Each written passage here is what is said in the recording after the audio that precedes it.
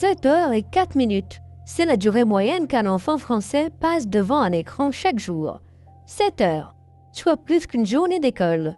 Et personne, ni le gouvernement, ni les médias, ni même la plupart des médecins ne vous dit vraiment ce que ça fait à l'intérieur du crâne de votre enfant. Parce que ce qui se passe là-dedans est bien plus grave que ce qu'on vous a dit. Dans les quelques minutes qui suivent, je vais vous montrer données scientifiques à l'appui, ce que les écrans font précisément au cerveau en développement de vos enfants. Je vais vous parler de dopamine, de cortex préfrontal, d'amygdale, pas pour vous faire peur, ou vous donner des outils.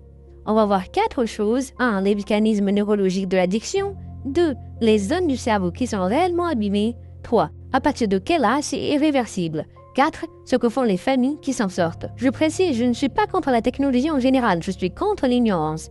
Et sur ce sujet-là, on est collectivement ignorant. Commençons par la base. Quand votre enfant fait défiler TikTok ou joue à Fortnite, son cerveau libère de la dopamine. La dopamine, c'est la molécule du « encore ». Pas du plaisir lui-même, de l'anticipation du plaisir. Les applications sont conçues par des ingénieurs dans le métier de maximiser cette libération de dopamine. Ce n'est pas un accident, c'est le business model. Tristan Harris, ancien ingénieur de Google, l'a dit publiquement devant le Sénat américain en 2017. Nous savions exactement ce que nous faisions au cerveau des utilisateurs. Maintenant, chez un enfant, le cerveau n'est pas un cerveau adulte. Le cortex préfrontal, la zone qui gère le contrôle des impulsions, la prise de décision, la résistance à la tentation, n'est pleinement développée qu'à 25 ans. Vous donnez une machine à dopamine à un être humain dont le frein biologique n'est pas encore installé. C'est l'équivalent de donner de l'alcool à quelqu'un dont le foie n'est pas formé. L'étude de Kurtz et Griffiths, publiée dans Kurtz Psychiatry Reviews en 2012, et confirmée depuis par des dizaines d'autres, montre que l'utilisation intensive des écrans chez les enfants produit des schémas neurologiques identiques à ceux observés dans les addictions aux substances. En 2018, le National Institute of Health aux États-Unis a lancé la plus grande étude jamais réalisée sur le développement cérébral de l'enfant. 11 874 enfants suivis sur 10 ans, résultats préliminaires publiés en 2018 et 2020 dans la Neuroscience. Les enfants qui utilisent les écrans plus de 2 heures par jour avaient, comme premier résultat, un cortex cérébral statistiquement plus fin. Le cortex, c'est la couche externe du cerveau, celle qui gère la pensée abstraite, la résolution de problèmes, le langage, la mémoire. Plus fin est égal à moins de connexions neuronales. Deuxième résultat, des scores significativement inférieurs aux tests cognitifs standardisés. Pas un peu moins bons, statistiquement significatifs. Troisième résultat, des anomalies dans le développement de la substance blanche, les autoroutes qui connectent les différentes zones du cerveau entre elles. Et voici le point qui devrait vous blesser. Ces changements étaient visibles dès 9 ans. 9 ans, avant l'adolescence, avant les hormones, juste avec les écrans. Le professeur Jean Twenge de l'Université de San Diego a analysé les données de 500 000 adolescents américains sur 10 ans. Sa conclusion, publiée dans le journal Clinical Psychological Science en 2018, la montée de l'utilisation des smartphones depuis 2012 est le facteur le plus corrélé à l'explosion de la dépression, de l'anxiété et des comportements suicidaires chez les adolescents, particulièrement les filles. 2012, c'est l'année où Instagram a atteint 100 millions d'utilisateurs. La question que tous parents se posent, est-ce qu'il est trop tard pour mon enfant? La réponse honnête, basée sur la neuroplasticité, c'est que ça dépend de l'âge. Les neuroscientifiques ont identifié des fenêtres critiques de développement, des périodes où le cerveau est particulièrement malléable, dans les deux sens. De 0 à 2 ans, le cerveau se développe à une vitesse qui ne se répétera jamais, les connexions synaptiques se forment à un rythme de 700 000 par seconde. Toute exposition aux écrans à cet âge est documentée comme nuisible par l'OMS, l'American Academy of Pediatrics et la Société française de pédiatrie.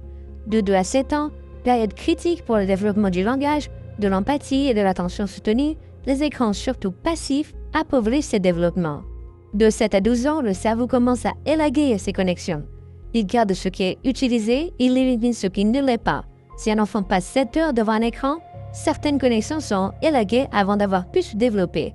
Après 12 ans, des dommages sont réparables avec une réduction drastique et un environnement stimulant, mais pas tous. La bonne nouvelle, le cerveau reste plastique jusqu'à 25 ans. Tout n'est jamais totalement perdu. Mais l'intervention doit être réelle, pas juste enlever 30 minutes d'écran. Maintenant, qu'est-ce qu'on fait?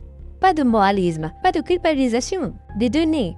Les études de Yousafzai et Al, publiées dans le Lancet en 2022, a suivi des familles qui avaient réellement réduit le temps d'écran de leurs enfants de plus de 2 heures par jour. Au bout de 6 mois, on constate une amélioration mesurable des scores cognitifs, une réduction significative de l'anxiété, meilleure qualité de sommeil, amélioration des relations sociales. Le cerveau récupère, mais seulement si on le remplace par quelque chose, pas par du vide. Les familles qui s'en sortent le mieux font 3 choses précises. Première chose, elles remplacent le temps d'écran par des interactions humaines directes, jeux de société, sport ou discussions à table. Deuxième chose, elles pratiquent ce que les chercheurs appellent la présence attentive. Quand un parent est avec son enfant sans regarder son propre téléphone, les marqueurs de stress de l'enfant baissent de manière mesurable en 15 minutes. Troisième chose, elles maintiennent des règles non négociables sur les horaires. Pas d'écran 1 heure avant le coucher, car la lumière bleue bloque la mélatonine et dégrade le sommeil de 45 minutes en moyenne. Le sociologue Hartmut Rosat parle de résonance, la capacité à entrer en contact authentique avec le monde. C'est ça que vous devez protéger. Voici ma position clairement. Le problème des écrans n'est pas technologique, il est civilisationnel. Une civilisation qui remet l'éducation de ses enfants à des algorithmes conçus par des ingénieurs de la Silicon Valley, dont l'unique objectif est de maximiser le temps d'engagement, cette civilisation a un problème sérieux. Ce n'est pas une question de droite ou de gauche, c'est une question de responsabilité parentale et de lucidité collective. Les données scientifiques sont là et ne mentent pas. Ce que vous en faites, c'est votre choix. Si cette vidéo vous a été utile, partagez-la à un parent. C'est peut-être la chose la plus utile que vous ferez aujourd'hui.